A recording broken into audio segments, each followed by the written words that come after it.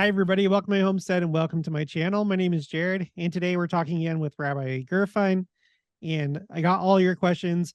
There are a number of questions that were submitted, but if you've already asked a question, then I'm going to put it lower on the list so other people get a chance to ask a question.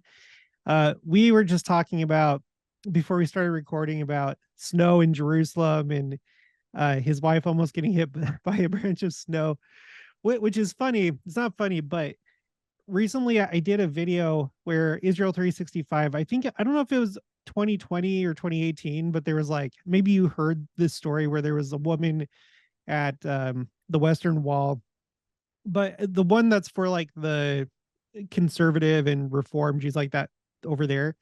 And she was like doing her prayers, like she was on this, like the ramp or whatever they have her there, the platform, and then a stone fell down and almost hit her. Did you hear about that? I have the video of the stone popping out of the wall because the security cameras caught it. Yeah. Yeah. I showed that video on that's so crazy that happened. Glad that she's okay. Oh no, I don't think it actually hit her. No, yeah. But it came like close. Yes, right. Yeah. We were talking about snow in Jerusalem. How often does it snow there? Because I saw like one time there's a story, I can't remember what it was, talking about that there was snow there, but like how often does it happen, and then how much usually accumulates?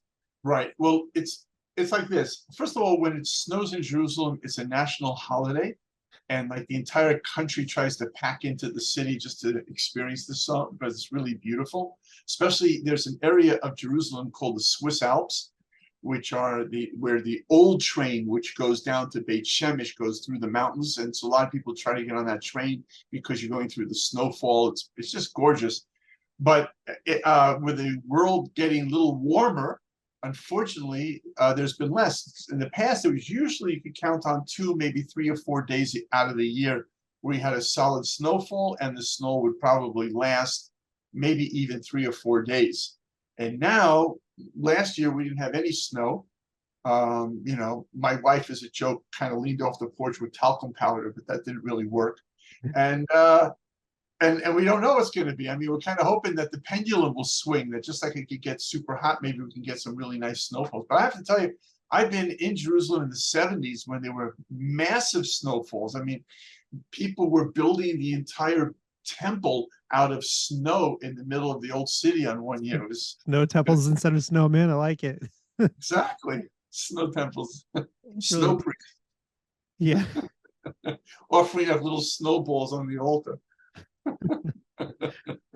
Well, let's see. That's I thought there was a question here that kind of went along those lines.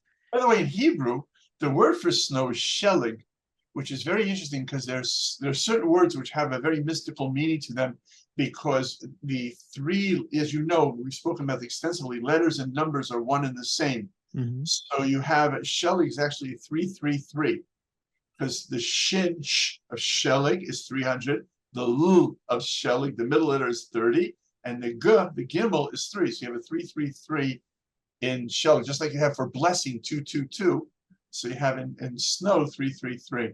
The problem with it, I think, is the English, because that's why we don't get any, because the middle 2 letters of snow is no. So It's actually not too different from Kansas. It usually like snows maybe, I don't know, two or three times, but then it just lasts for like a couple days, and then it's gone. I guess probably less in Israel, but we're not doing too much better. So let me ask the first question. This is from TMC, is the username. Like to see if we could get any Jewish perspective on information about Sodom and Gomorrah, maybe any information about destruction of cities. I mean, yeah, we could take a week to scratch the surface on that one. I think I'll put it to you like this. This is my trying to, as concise as possible, drive straight down to the core issue of Sodom and Gomorrah, as we pronounce it. Because we have a text called Talmud, which is called Gomorrah, so we don't really use Sodom and Gomorrah. It's Sodom and Gomorrah. But anyhow, the idea is, we believe that the bottom line teaching of the Bible is what we call in the holy language, hakarat hatov, recognizing the good that is done. And one of the human weaknesses for negating that very important trait is arrogance. And arrogance can be in the form of a person feeling that they're a very important person, very, like above other people. And one of the elements that can facilitate that feeling being above other people is money. And of course, it's power, it's other things like this, but money can very much be a big danger. Gold, silver, the idols of gold and silver. And so these cities were, actually there were 10 of the cities, but the prominent ones that are the big ones were Sodom and Gomorrah, but the cities were extremely wealthy. And they were in a utopia type of an environment. And rather than them having a recognition as this is a gift from God, it became a kind of mistaken nomer of, look what we have built with our own hands. And therefore, if you study many what the laws of their mini country was all about, it was extremely anti-kindness. There were laws against people who were even allowed to come as visitors, only people who would come who would do business in order for them to make money. But there are even stories about that they would plant, and you can still see them today, by the way, if you go down to the Dead Sea, where this whole area was, near an area called En-Gedi. They're called stone apples. They created this special apple tree where they planted them all around the perimeters of their city. And these apples are gorgeous when you look at them. And when you bite into them, they're completely filled with nothing but air and dust. Like there's no food, no liquid. And so what they did was the people, because you're coming out of the desert, approaching their utopia, they would be starving or dying of thirst, and they would eat this, and many people would die of heart attacks. That was sort of a way of stopping the first entry of people coming in. And you see even in the story of Abraham's cousin, who figured he would go down there and maybe elevate them a little bit, Lot, L-O-T. So you see that when his guests showed up, nobody knew that they were angels, but these people, wanted to sodomize them. That's where the word sodomize comes from, is the word stone or Sodom. And so they wanted to sodomize them, and Lot became very weird in his own way, suggesting that they take his daughters instead, which is kind of very hard to understand what that was all about. But nonetheless, that's what he said. And that was the end of it. That was the straw that broke the back. And I mean, there are numerous stories. There's a story of a young woman who gave food to a poor person, and she was caught and she was brought to jail. And she was painted in honey and put up on the entrance of the gate to the city for the bees to sting her to death. So there were many, many vicious stories about how their power and their egocentric nature overrides any sense of sensitivity for needy or the poor or anything like that. Now, in contrast to that, you have Abraham, which is a very strange story.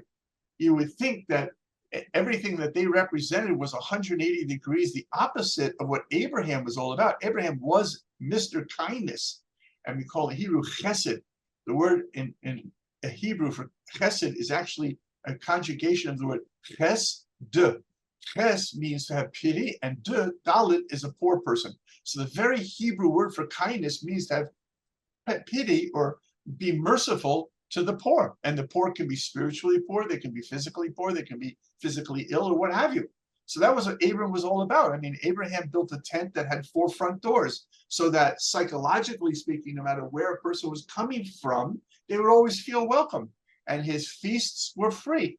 All he asked of that was for people to thank God instead of pay. He never charged $1 for anything that he ever fed to the people. So here you had, on the one hand, just a few miles away, you have Abraham, and then you have this unbelievable opposite culture of Sodom and Gomorrah. And yet, when God reveals to Abraham that that's it, like they went over the point of no return.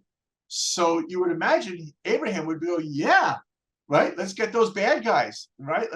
We don't need those kind of people on our planet. I mean, that's what you would think, right? Isn't that kind of how, Ukrainians feel if they get a rocket to hit a building in Moscow? Whoa, we hit them, or vice versa. That's what war is all about.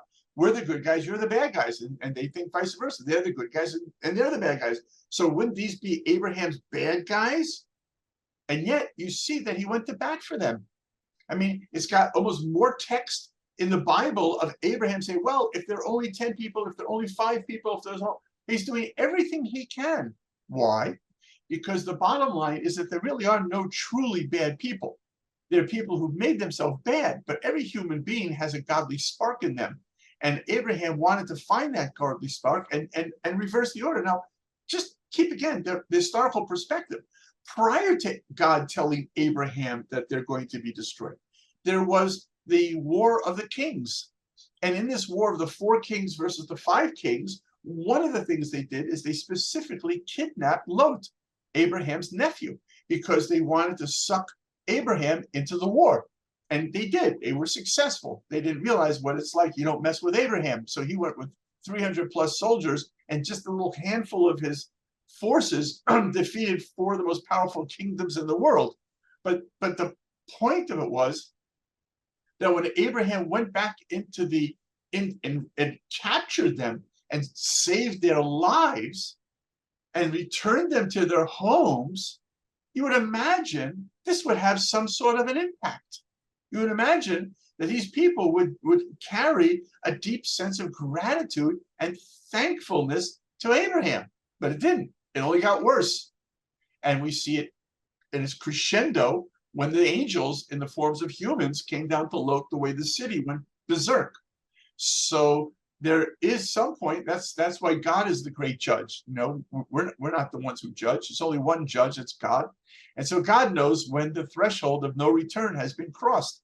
So at some point, that's a story and a lesson for us all to learn. That it's true that God gives us free will, but it's free will within parameters. A person can really choose, God forbid, a path of such evil that they hit the point of no return, because a few generations later, you had a repeat with Pharaoh. What does it mean that God steps in and he hardens Pharaoh's heart? Everybody asks this question, where's Pharaoh's free will? So what does it mean that God hardened his heart? That's not fair. Why are you punishing Pharaoh and yet you're hardening his heart? The answer is, well, there's 2 answers. One answer is because if you read the scripture carefully, you'll see that God did not harden Pharaoh's heart until late in the game. So once again, that would mean that Pharaoh now hit the point of no return. Pharaoh wished to be evil, and therefore God allowed him to be evil, and there would be no coming back, and therefore the door was closed to repentance, and now he would suffer the consequences. But there's another school of thought that learns very opposite, that the plagues in Egypt were getting so incredibly ridiculous that nobody in their right mind could stand up to Moses at that point. So therefore, in order for Pharaoh to maintain his free will, God had to supersede his heart and harden it in order that the equilibrium of free will would remain in place. Because God didn't want Pharaoh to acquiesce, which he never did, but he didn't want him to acquiesce to Moses because the heavy hand of God was on him. He wanted him to acquiesce because he, in his own intelligence, realized this is not the way people should behave. You don't put other people into slavery. So therefore, in order in these extreme situations for him to maintain that free will, God hardening the heart of Pharaoh enabled him to be able to still have the opportunity to say so. But in the case of Sodom and Gomorrah, they abused that. And especially when you study in the Bible, you see how much kindness was bequeathed upon them. It shows you the degree of their arrogance. In some of that additional information, like the story that you told about the girl that they put up with the honey, is that found in the Talmud? No, that's in what we call the Midrash. Oh, it's in the Midrash. Okay. And okay, I know that you already explained this to me once, but a Gemara, and everybody don't confuse that with Gomorrah, because that's what he was talking about earlier. A Gemara, is that a portion of the Talmud? Or I'm still trying to understand like what it is exactly. Is it like a section? It's the Aramaic word for Talmud. Oh, okay. Oh, okay. So it's just another way of saying Talmud.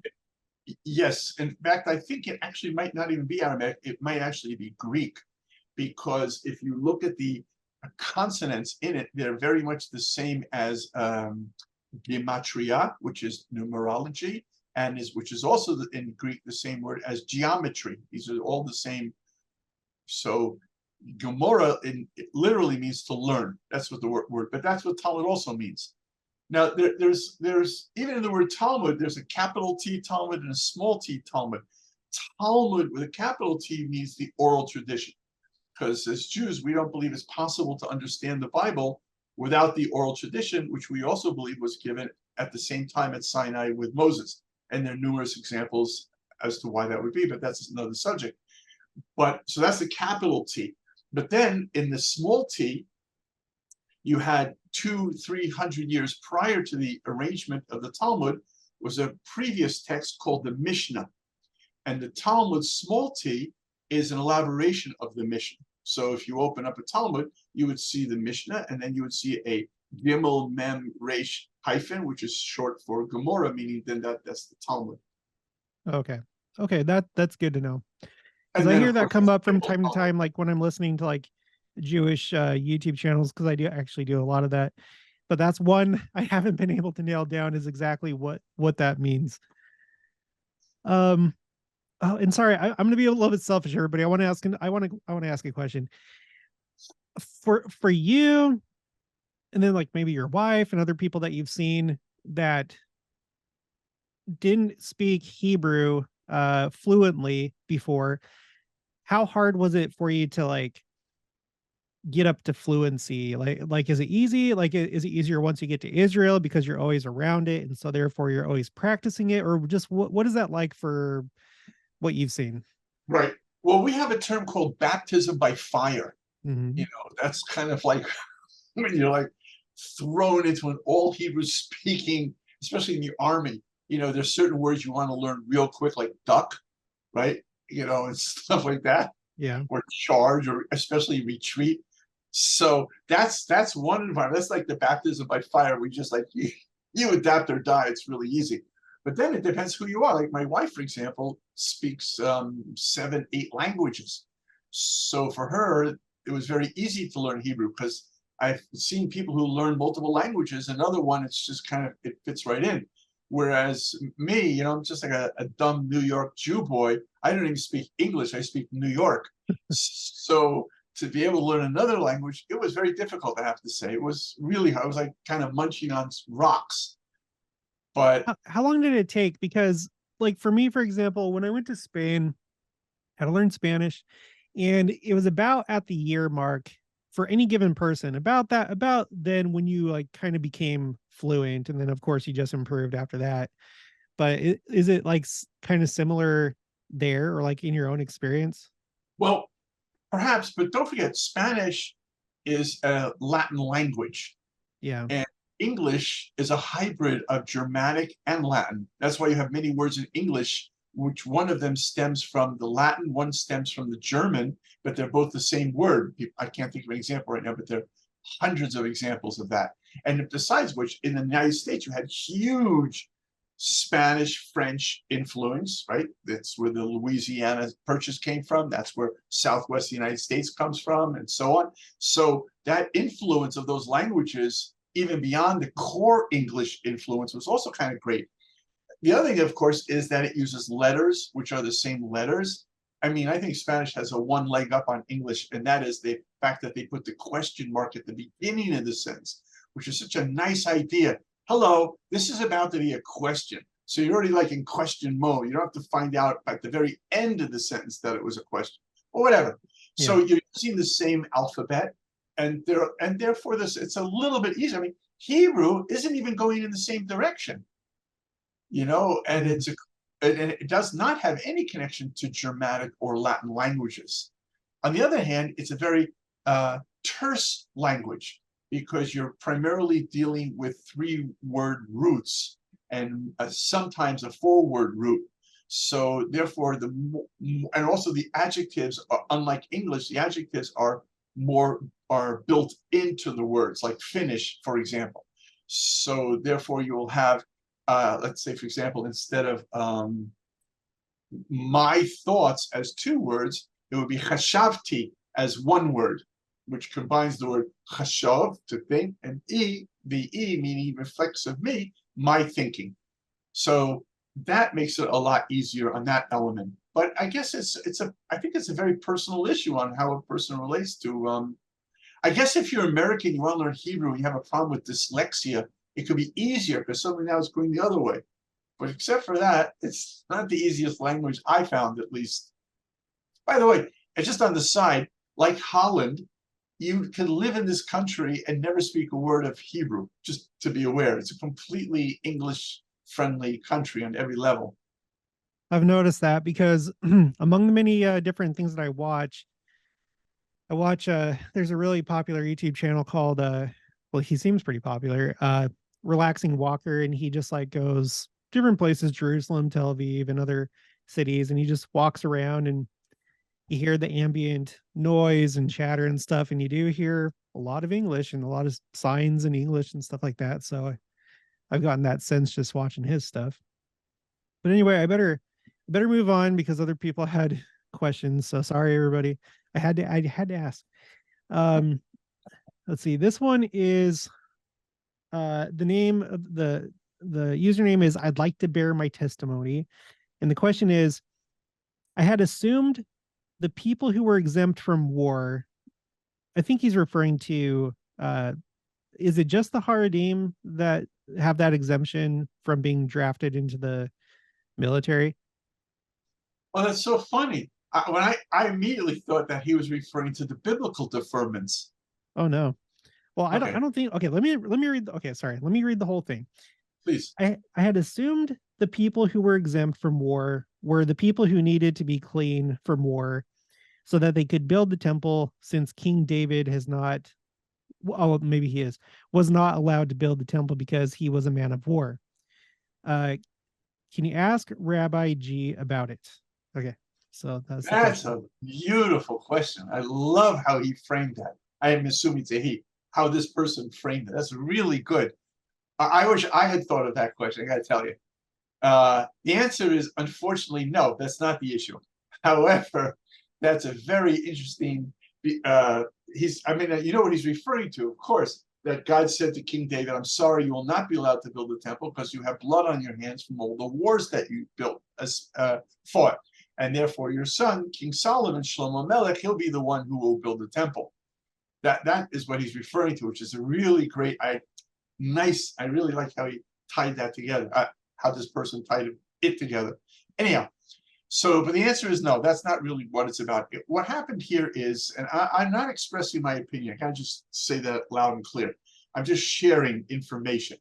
But what happened was when Ben Gurion was setting up the contemporary state of Israel, the amount of yeshiva students who were studying Torah in yeshivas was a very, very small fraction of the already small population as was. And so part of his, let's say, diplomatic brilliance, which was how to pull together so many different interest groups and create a cohesive nation, was he suggested that they should have a deferrent, similar to you have in the United States, where I remember in the Vietnam War, everyone was trying to get there. I think it was the Y4 deferment, and everyone was running into churches and into yeshivas, and they would get a religious deferment from going in the American military. So there's the same idea here, that there should be this idea of holy studies, should be something that adds superior spirituality into the bloodstream of a country, and therefore it's above, it's not that it's above fighting in the war, but that holiness should help the army be successful. Because in fact, if you look at the armies of King David, he took the yeshiva students and they set up tables inches behind the front line, so that the holiness of what they were studying was actually magnifying the physical capabilities of the military. It wasn't supposed to be one removed from the other. It was supposed to be one in hand with the other. But anyhow, coming back to historical, that's what that initially. Now, what's happened over time is that the demographics have completely changed. The percentage of yeshiva Orthodox communities in Israel is now a significant minority. But that exemption remained in place. And many people felt that it was not really designed to be a forever agreement. And other people say, no, a word is a word, a deal is a deal. What difference does it matter how many people that we have? But you should know that there are splits even within the very religious community. there are many, many people in the very religious community that feel they want to go to the army. You see that there's a difference between having to go and wanting to go. So if somebody wants to go, they go. And therefore you have many, many people with long side curls and long beards and so on with their machine guns and their IDF uniforms. And there's some of the famous fighters or the religious ones who are in the tanks as well. So it's not like there's one solid block about that. And many people actually, even within the, I prefer to use the word Torah camp, within the Torah camp, who are also against this, because yes, there should be a quota of a deferment, because there are lots and lots and lots of people who are really learning for the sake of bringing holiness into the world, and those people should definitely be given a deferment. But there are lots and lots and lots of people who are just, drinking Coca-Cola and nibbling peanuts while talking about sports, but they happen to have an open book of Talmud in front of them, and they're just doing that because when they leave, they're going to just start working with their dad in diamonds, and why should I have to go into the army? So that's not so nice.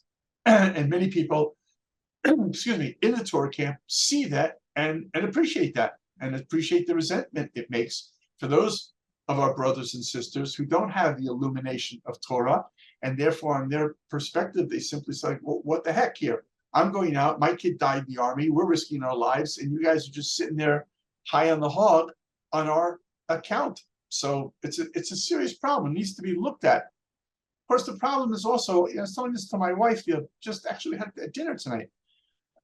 Excuse me. If you'll forgive me, I'll just tell it to you as a quick story, the way I heard it from my rabbi. Mm-hmm. In let's say 1800s Europe, the sign of a religious Jew is always a sign of a long beard, which is interesting, by the way, in sign language for people who are not able to speak. The international sign of a Jew is this, meaning the beard. Oh, really? So, yeah. At least that's what I was taught. I don't really know the language, unfortunately. But the point is, there was a woman who comes running over to the rabbi/mayor of her town. She was very upset. And she says, I can't believe this. A man just broke into my backyard and he stole my only chicken. And not only that, but he was a man with a long beard, as if to suggest he was a religious Jew. So the rabbi said, no, actually, he's clean shaven, wearing a beard. Meaning that any moron can put a hat on their head. Anybody can grow out long hair. It's easy. That's the costume. Mm-hmm. But that's not, God's not fooled by that. So it's not a question of how we act and look on the outside. I mean, sure, that's a reflection. But if God goes straight into the heart, there's no playing poker with God. So there are many people who come along and they say, oh, we're religious and this, but they're not. They're just, forgive me, they're just getting fat on the back of other people. And that bothers many people in the Torah camp. And it bothers them for those people, because they themselves, the people who think like that themselves are wasting their lives. There's so much blessing and opportunity to be a part of this amazing miracle of what's happening here, even though there are many people in the world who hate the miracle. That doesn't matter, because as long as God likes the miracle, then that's about the end of the game. Yeah. So that would be my response to that. Okay. Yeah. By the way, I would love if any of these people who you ask questions would be nice enough to respond to you if they felt I covered it, because if they felt I missed the mark what they wanted to say, I'd be happy to go over it again. Okay. Yeah. So everybody, feel free to put it in the comments. And if you'd like, Rabbi, I can send you the link if you want to check the comments. If you have a YouTube account, you can reply if you want, or whatever. Sure. I was thinking about something. If you, I don't know how it works. If you are a Cohen, should you avoid being in the military? Because like by default, don't they try to avoid cemeteries and stuff like that? Just any contact with a dead body, would that be the military included? Well, actually, no. The leaders in the military in the days of the Bible were Kohanim. They were the anointed Kohanim, who were the ones with the maskan, as we call them. They were the Kohanim, especially the Levites. These were like the most powerful. I mean, Moses led the first Israeli civil war at the Golden Calf with the Levites versus the entire rest of the country. So, no. First of all, I have to distinguish. There are two types of war. There's mandatory war, And in a mandatory war, women, children, everybody goes to war. Everybody fights. There's no like exemptions whatsoever. And then there's a kind of war which might be more of an optional kind of war, which is something that King David launched into Syria when there was a problem with having food supplies coming in to the country, and therefore the war is aggressive, and it goes out and it conquers. But the term of battle in those kind of wars is never to decimate the nation that is conquered, unlike kind of what we see in history, but rather to allow the society to remain as is intact and actually help that society to flourish. But the society pays a certain tax to Israel in order for it to be able to maintain that, which, given the choice between Israelis attacking you or having Hezbollah attacking you, all you have to do is to simply look at Lebanon to see what happened to their economy and the rest of these types of situations. So that's a difference there. But even in that war, I don't believe Kohanim were ever deferred. I think they were actually, as I said, some of the key officers in battle. Okay. And so, in fact, you have a Bible, you have Pinchas. One of the whole chapters is named after Pinchas. And Pinchas was a Kohen, and he led the entire army into the war against the Midianites. So basically, you would just, if you come in contact with the dead body, you would just go through the purification process with the ashes of the red heifer. Right. Okay. Okay. The next question is from Lisa Jex. We watched a documentary recently on 2,000-year-old date trees that have been successfully resurrected and are bearing fruit. They're said to be amazing. Have you seen or tried them? And I think I did a video about that a long time ago. In fact, I think it was from Masada. I think Close. What was that? Close to Masada. Close to Masada. Okay, so there's the question: have you seen or tried them? Now I feel horrible to say no. I haven't tried them, and had I seen them, I definitely would have tried them. But I have a lot of friends who work in what's called agrotech, and part of the technology of agriculture was very much involved in the resuscitation of these dates. And I've heard wonderful things about it. But no, I guess I'm missing a golden opportunity. I hope by the next time, you know what? I'm going to make a note here, see if I can get hold of some of these. I mean, that is just mind blowing. That's from the time of the Second Temple. I mean, yeah, totally mind blowing. My gosh. There's so much mind-blowing stuff, by the way, happening over here in the world of high tech and food tech and so on, that it's extraordinary. It's just really God's taking the gloves off. Okay. The next question is from Greg Brown. And it's actually several different questions, all the same theme. So I'll go slow. Okay, Jared, I would like to ask him about the process of ancient animal sacrifice, particularly burnt offerings, the purity of the lamb, the process of the, I'm guessing he's talking about the Paschal lamb, the process of the person presenting and anointing the lamb. Maybe we should just go one thing at a time. So could you speak to that, the purity of the lamb, and would that only be referring to during Pesach? Because there's all sorts of different types of offerings and burnt offerings, right? Okay. I think the way that might make it easier is to make a grid. In other words, the grid is the nature of the offering and then the type of the offering. So in the nature of the offerings, you have, for example, grain. Those would be called the menachos. I have no idea what you call them in English, but there would be some of them are made from wheat, two of them are made with barley, and they're grains. And then in terms of those, as let's see on this column, as what they are various types, and the types would be three different types of the grain offerings are produced or processed in different types of pans. One is a deep one, one's like a skillet, and so on. And so therefore those grain offerings have different spiritual values depending on their processing. Then you also have offerings of liquids. or let's say wine, or what we would call libations, which could also include oil.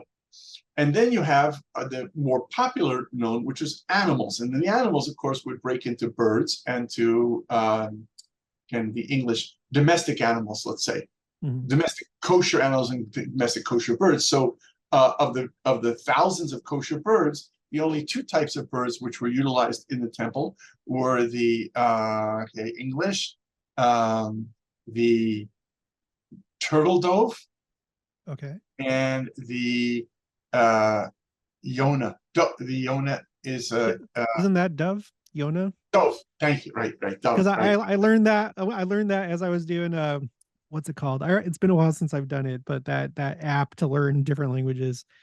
I learned that one, Yona. Good. Right. So there you go. So those are two birds. Then you have different types of animals. So yeah, for sure you have lambs, and you have goats, and you have sheep, and you have cows, and you have bulls.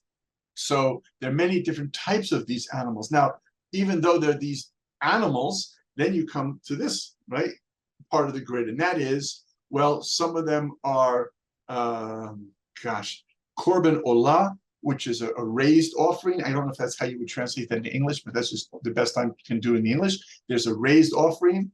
There's a korban chatas, which is a sin offering.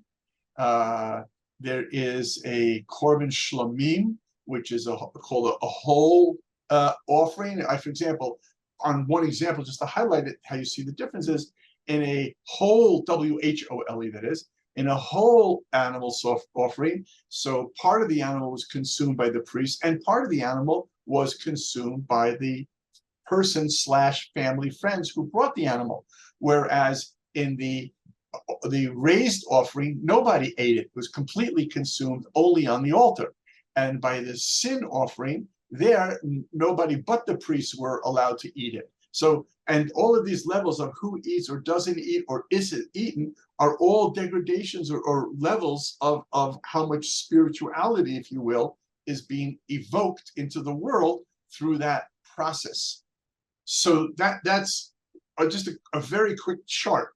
Now, in terms of that, then there's preparatory time. So every offering, whether it's for Passover or whether it's for a king who sinned, or whether it's because the people want to give thanks to God, or whatever it should be, the animal itself has certain priority and criteria. There are variations, but in general, for example, an animal has to be set aside for 4 days prior to its being brought. And this is learned from the Bible. When Moses told the Jewish people, everybody take a lamb and tie it to your front door, it was a 4-day period before the night of Passover when it would actually be offered. And during that 4 days, it gives the owners a chance to carefully inspect that the animal has no blemish. That's really the key point, that, you know, it should be free of any blemish. But then there are other levels of offering which were not required of the Passover offering, for example, which require a higher level of sanctity. And that would be that, for example, if it's a firstborn animal that could be brought to the temple, let's say a firstborn, I don't even know if I'm saying a male or female animal, but because I don't know them in English, but is a ram's male or female? I'm pretty sure that's a male. Okay, so forget that. Yeah, like rams and ewes, I think that's how it is. Yeah. Okay. Look, I grew up in the streets of Manhattan. You know, I never even knew there were things called animals, except for dogs and pigeons. That was about it. So, but these animals, the firstborn, had a certain sanctity in being firstborn, and therefore they could never have a harness on them. They could never be worked, and so on until they were brought to the priest. So, but that's a more rare type of preparation for an animal in terms of its offering. So I hope that helps a little bit. So in Passover is just another one of that grid that we built. It's not like it has a separate, I mean, there are certain exceptions in the Passover, but it's not in the processing of the offering. It's more in the consumption of the offering, because normally with animals, the consumption had to happen on the Temple Mount. But with Passover, of course, obviously the lambs were offered in the temple, but they couldn't be consumed in Jerusalem. So that was sort of a a leeway, if you will. And then there's a third major restriction, which again varies completely, and that is time limits. So, for example, coming back to the offering called the shlamim, the whole offering, there, since civilians, let's say non-priests, were allowed to participate in that, then the period of time was you had 2 days and the evening in between. When you had other offerings that could be eaten, there the restrictions were usually less time, except for one of those offerings, which is called the Korban Todah, from the word Todah, like Todah Rabbah, which means the thanks offering. There, it was very interesting. There, the amount of bread loaves that had to be brought with that particular animal, because each one of the offerings also has a certain amount of auxiliaries, or most of them do. Oh, so really? Yeah, I didn't know that. So the auxiliaries for the thank you offering were a very large number of cakes. And therefore, and even though the thank you offering is a subcategory of the whole shlamim offering, and the shlamim, as I said before, has 2 days and the night in the middle, this one, which has a huge amount of food that needs to be consumed, has less time. And the reason that has less time is because since the person's giving thanks to God, he has to be able to let people know that he's got what to say to God about thank you. So therefore, he's got to make sure that this amount of food gets distributed to people probably beyond the group of his friends who came with him to Jerusalem, in order that people would come to hear of whatever it was, the graciousness of God that he put upon this person. So coming back to the Passover lamb, also has a simple, very one kind of unique, well, there are a couple, but one unique exception is in the time zone, that it does, even though the Passover lamb falls under the category of the shlamim, of the whole offerings, still the Passover lamb had a great time limit, and that was that it could only be offered in the temple from the afternoon prior to Passover night, and it had to be finished before midnight of Passover. You couldn't even go to sunrise. So you had a really short window in which the animal had to be consumed. Now, in the Passover offering, there are several laws which don't apply to any other offering. For example, Passover animal cannot be roasted. So therefore, since it cannot be roasted, am I getting that correctly? Sorry, it cannot be cooked. I'm doing the translations in my head. It's not coming out right. It cannot be cooked. So therefore, one consideration is what kind of a spit would the animal be put on when it's put over the fire. And so therefore, the only material of the spit is a pomegranate wood. I'll explain why in a minute, because if it was metal inside, then the animal wouldn't be really roasted from the fire. It would be being cooked, part of it, by the contact with a hot metal bar. So therefore, a metal spit would not work. It would invalidate the offering. And if you use other types of wood tend to have knots. And therefore, sometimes when a wood, you should know, you were cutting it all day. Sometimes when you, especially we were talking about how earlier today, before I started this video, I had to take the chainsaw to a bunch of different branches, and it was very exhausting. I'm tired, but anyway. Yeah, especially when if you hit a knot, right? So one of the things about when you hit a knot, there's liquid in the knot. So therefore, if the animal, in Hebrew the word shput, but if the spit was, let's say, a certain type of wood had a knot in it, so then the heat would cause the knot to pop, and the liquid would now be cooking the lamb rather than it being roasted. So therefore, the pomegranate is famous for being knotless. Oh. And therefore, that wood, you have no problem, A, because the wood's not going to heat up where it's going to cook the animal, and B, it doesn't have the water through the knots in the wood that would also disqualify, as an example. Another example is that when eating the Passover lamb, the bones may not be broken, which on any other animal that you're eating, you're allowed, there's no problem with that. But here specifically on the Passover lamb, there's a myriad of things. I'm just trying to give a little flavor to the question being asked. So when you're preparing to bring something to the temple, one that requires the 4 days, for example, before you offer it. In Judaism, is like the layperson like pretty good with determining whether there's blemishes or not, or would you need help from your rabbi to like make sure? Like, would you take it to the temple and then the Cohen would receive it, but then like he would inspect it first before accepting it? Is like how does that go? Yeah, the answer is yes to all of the above. In other words, if you were to bring it, it's almost like today. A Jew eats kosher food, but then sometimes questions come up because the milk knife fell into the meat dish. So then you have to bump up to a higher authority and you call up your rabbi and find out, what to do. So I guess, I mean, I don't know, we haven't had offerings for a couple thousand years. Hopefully we'll be having them soon.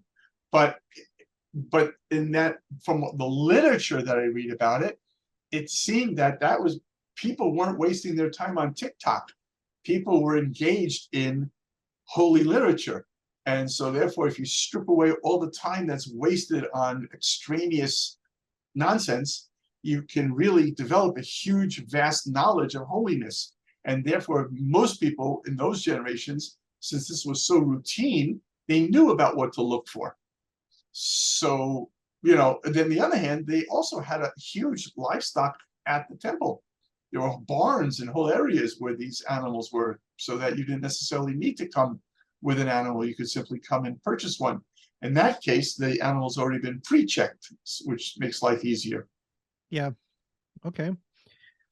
So the purity of the lamb, the process of the person presenting the anointing, and anointing the lamb.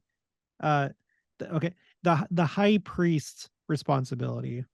Could you speak to that? Again, I'm assuming that this is in the context of Pesach or Passover. Well, the high priest had no contact with the Passover offerings. Oh, he didn't? That would just be regular Kohanim. Would he like oversee it? Like, because it's kind of like a overseeing type role, right? I don't know.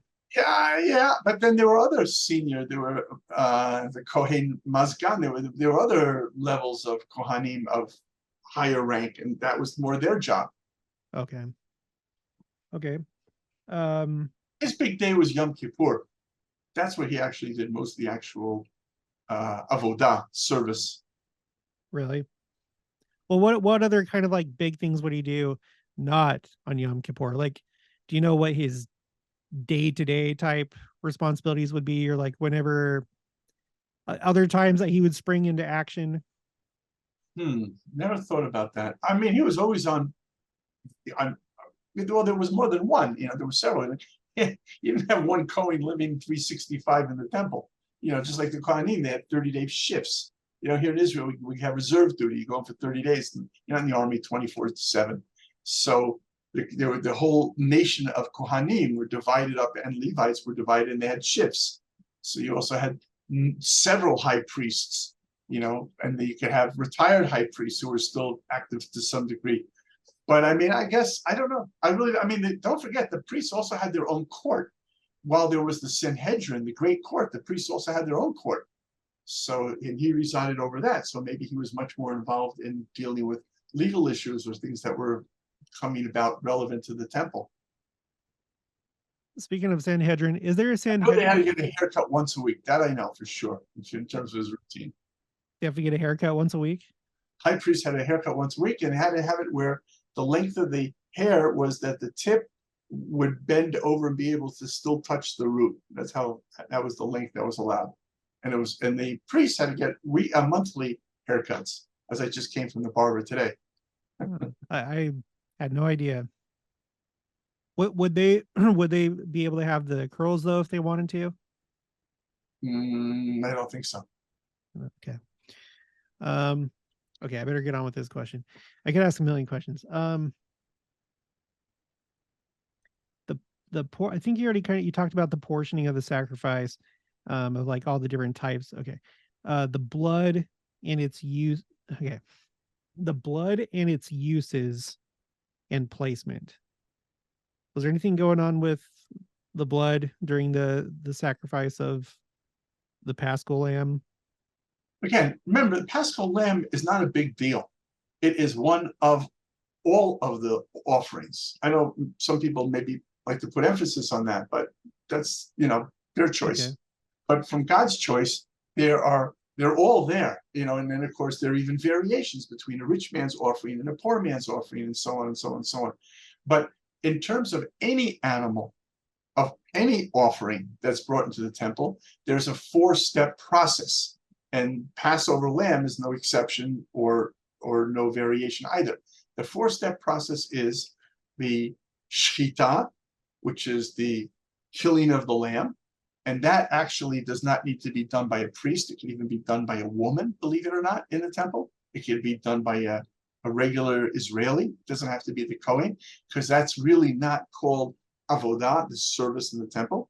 But immediately after, there are 3 more steps. And one of them is the receiving of the blood in a bowl.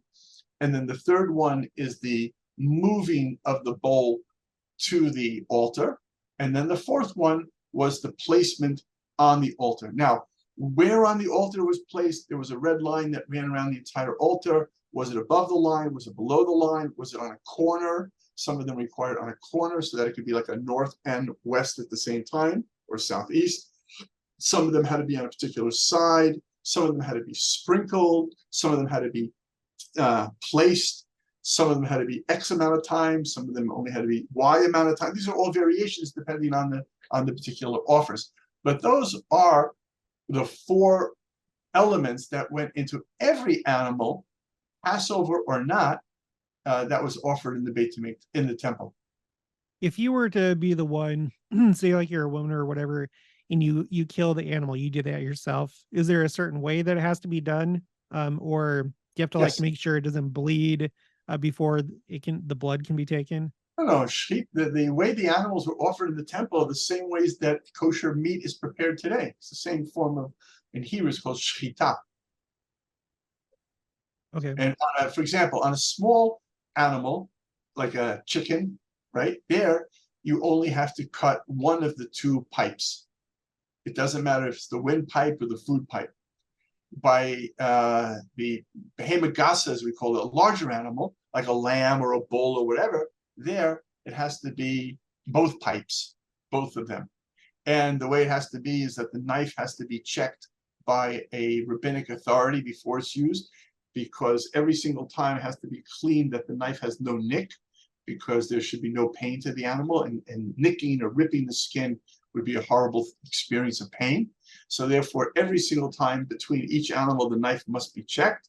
And second of all, it has to be done in a back and forth process so that it's done instantly. So again, to make sure that the animal isn't injured and therefore in excruciating pain. I'm guessing that like if you were to bring whatever animal to the temple and you're going to be the one to kill it, because I know like there's like the different courts, like the court of the women, I think the court of the Israelites, and then like where would you is there a certain place where you'd have to do that, like where you would kill the animal before you bring it to the priest? Yeah. I thought we had that. I thought we had that book here we once used, I think. Now I'm not sure where I put it.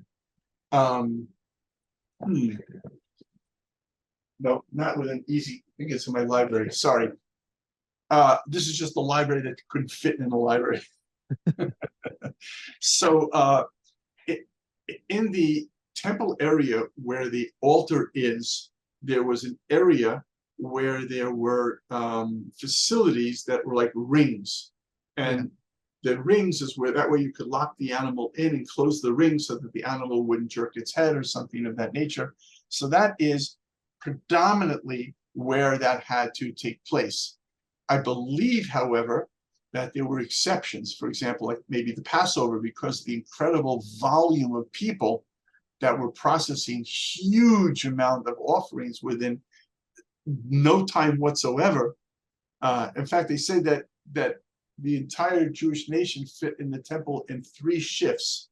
And when they looked at, actually, this is even in Josephus, the Romans wrote about this, when they watched the process, it literally looked like a river of silver and a river of gold because of the 2 different bowls that were moving back and forth up and down the lines as these animals were being processed. So I think that they might have been able to be off or shechted in other parts of the temple grounds as well. I'm not sure on that. Okay, but as a non-priest, you could go to that area where they have the rings, so you could kill your animal essentially. Yeah, it would seem so. Okay, I didn't know if like that was like a restricted area uh, just for priests or not.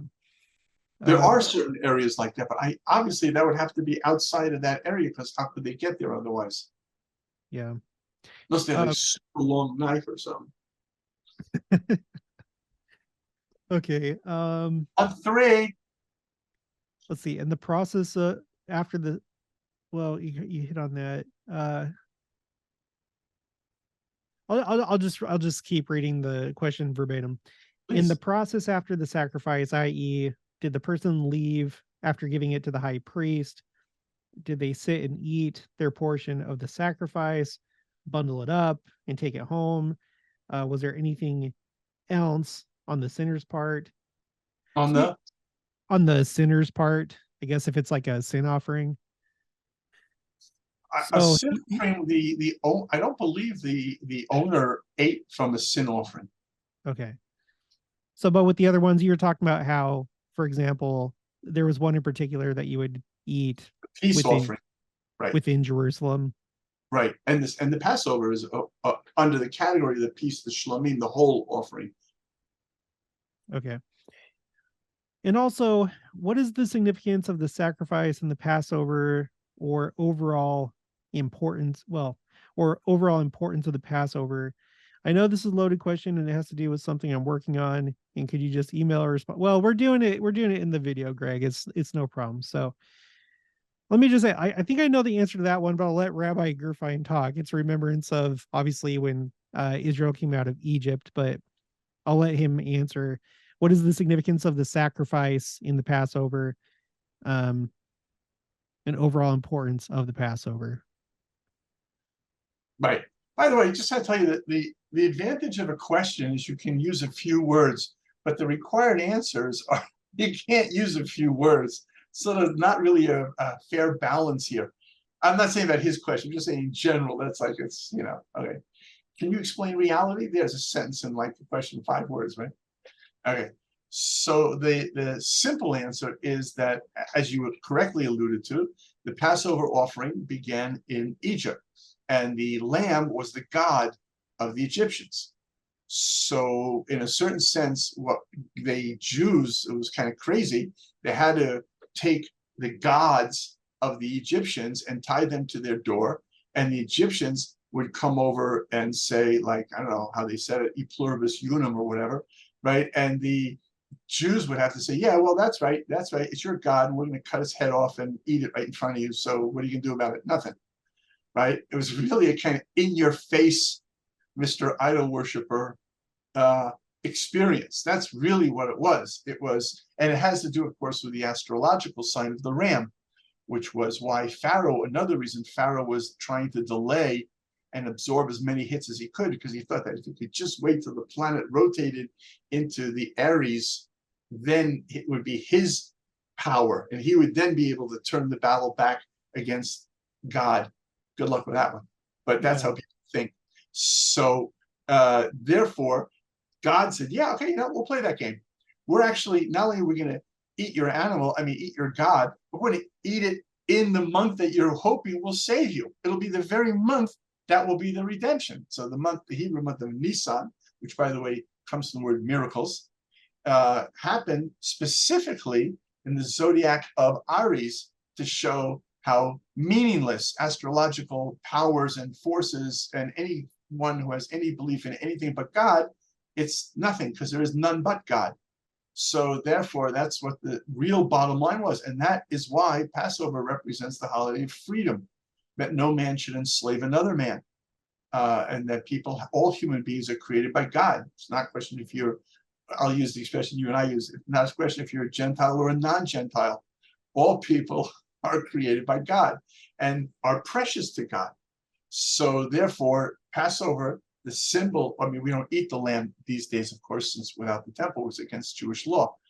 But the but the consumption of it during the days of the temple was exactly that, to remind us that idolatry is a joke and that there is no God but God. And therefore, if we really all believe in God, then we create a world of where humans are free.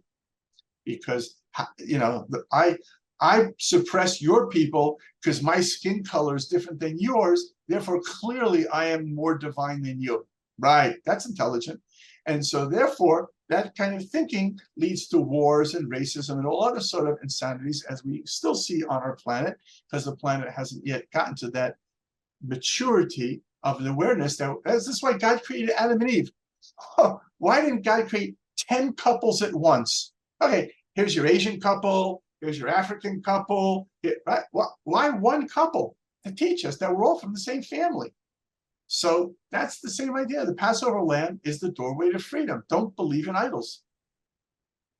I keep thinking about like with that requirement that you have to offer that sacrifice within that short window of time, just how intense that must have looked, because it must have been so busy during that time. Yes, I agree. It's insane. Yeah. Almost incomprehensible. All right. Well, let's do one last question here. Well, no, kind of like I'll do two. The last one's not so much a question, but you'll see. Okay. So this one is from Ruth Tau Tua'a, and she asks, I wonder if he has heard of any records of the scattered Jews. So like, okay. And if so, what does he think of them? For example, people saying that they are Jewish ancestry from Ethiopia. Do they have records? And I'm going to piggyback off that question because I saw your email, by the way, that you sent me. I just didn't have time to respond to it, but I wasn't rude. I just thought it might be interesting to you. no. I know that I don't know if the Nigerians that you talk to, are they from the Igbo tribe? Yes. Yes. Because I know that many of them at least have that tradition that they're descended from Israel, and I guess the 10 lost tribes. So that's the question. What do you think of those kind of groups, and if there's any additional records? I don't know if any of them have additional records, but what do you think about that? Actually, the Igbo, which we pronounce it with the Igbo, but it's the same word. Okay. I am actually, believe it or not, the rabbi of two Igbo communities in Igua, Nigeria. And now I've recently become involved also in another community in the Ivory Coast. I'm a teacher of a large group of people in China who call themselves Seekers of God.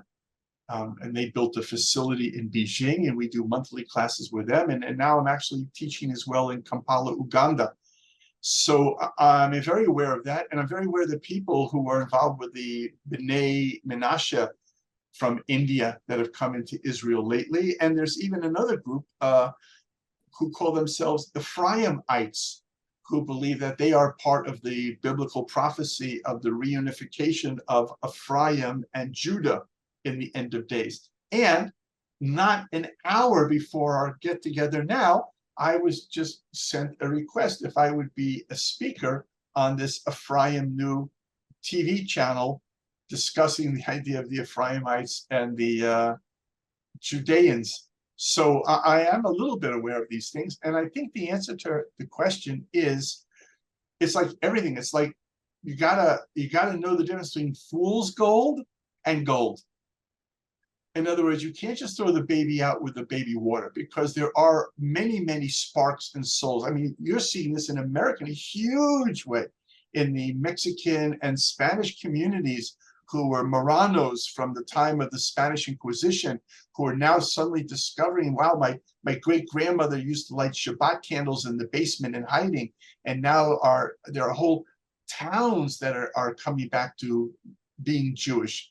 Now, there are two levels of issues here. One is the state of Israel. State of Israel does not want 40 million Igbo suddenly having the rights to come of return and flooding the country, although I think it'd be absolutely the coolest thing ever. But no one's asking me. And so there's the state of Israel, which I don't get involved with. That's their whole thing. And then there's the issue of there are people who see Israel, especially today, as a superpower, militarily, technologically, educationally, medically, which it is. and they look at their unbelievable, horrible situations, especially in areas of Africa.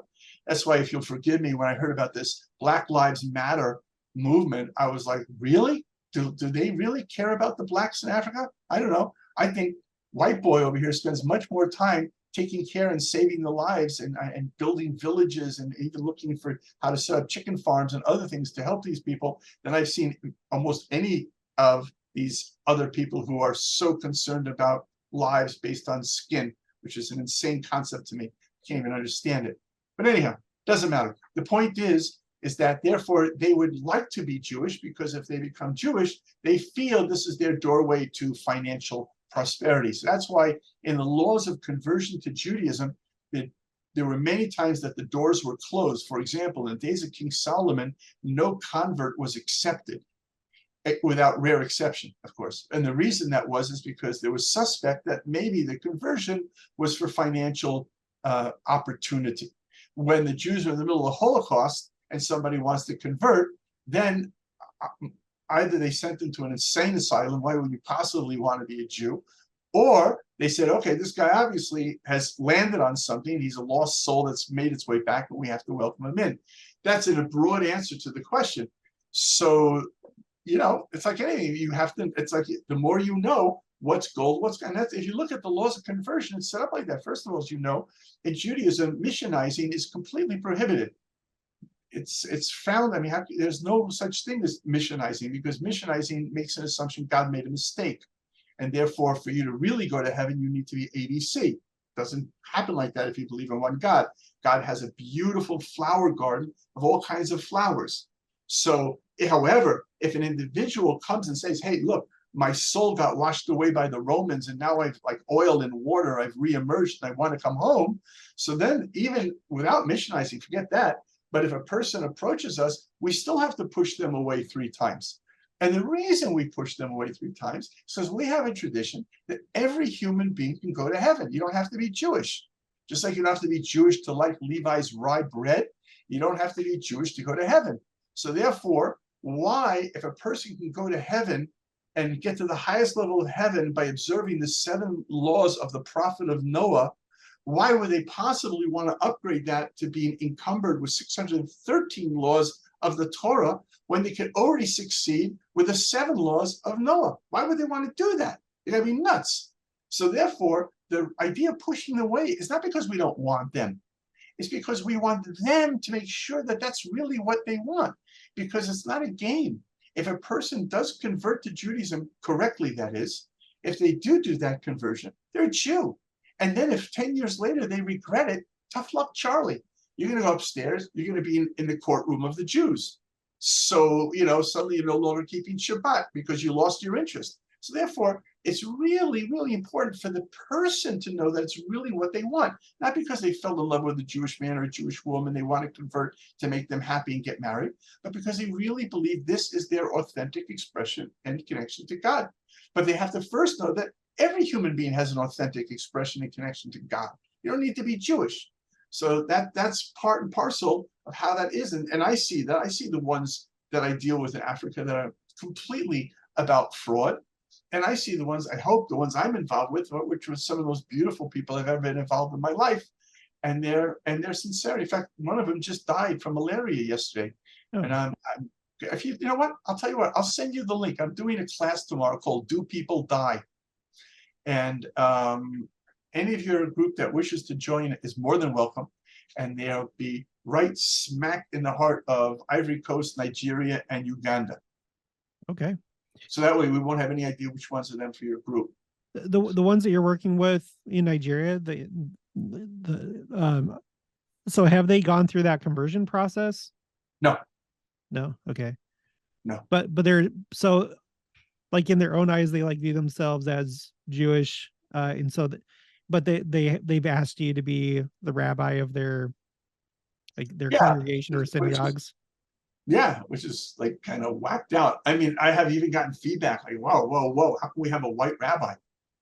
What about the group in China? Are they converts or No. They were involved in a certain church, which I really don't know what it was, and they just kind of felt it was not meeting their needs. And so they went through certain steps of departing from that church. This is long before I knew them. And then they decided to call themselves seekers of God and went out looking around the world for those people who could possibly offer them spiritual sustenance that they found satisfactory. Oh, okay. So as a group, they're okay. I understand. There are about 300 of them, and all of them, interestingly, are what we call C-level in the industry world, like, you know, CEO, COO. In fact, there was a whole group of them in all C-level management. 150 of them came from the medical device world of Beijing, and there were a whole series of courses across the street here at Hebrew University showing them a lot of Israeli technology. And I had to give them a 3-hour class about People's Talmud and the difference between Judaism and Yin Yang, which was a lot of stuff. All right, well, we better wrap it up here. The timer's counting down, and it's been a good video. I'm sorry I didn't get to everybody's question. One last one. This is more of kind of a request. This was the same person that asked this last time. The name is Osti Bost. If Rabbi G has a matzah recipe he'd like to share, oh my goodness, I'm so interested. So that's cool. Well, I don't make matzah, but I think I suggested, I can't remember, I did give some an answer to that, didn't I, about the matzahs? Oh no, somebody asked me how to enhance their Passover experience, and I suggested baking matzahs. Yeah. Okay, and now they're coming back for the recipe, eh? Yeah, they are. That's what they want. But listen, matzah is flour and water. That's it. There are no spices. There are no little tricks. It's flour. The only key issue is that the flour, the moment it touches the water, must get into the oven in less than 18 minutes. That's the key. That's the recipe, Osti Bost. There you go. All right. And let me know how they are. All right, guys. Thank you, Rabbi Gurfein. If any of you haven't subscribed yet, please make sure to subscribe. Like this video if you liked it. Leave your thoughts and opinions down in the comments below. And additional questions for next time. And I'll talk to you guys later.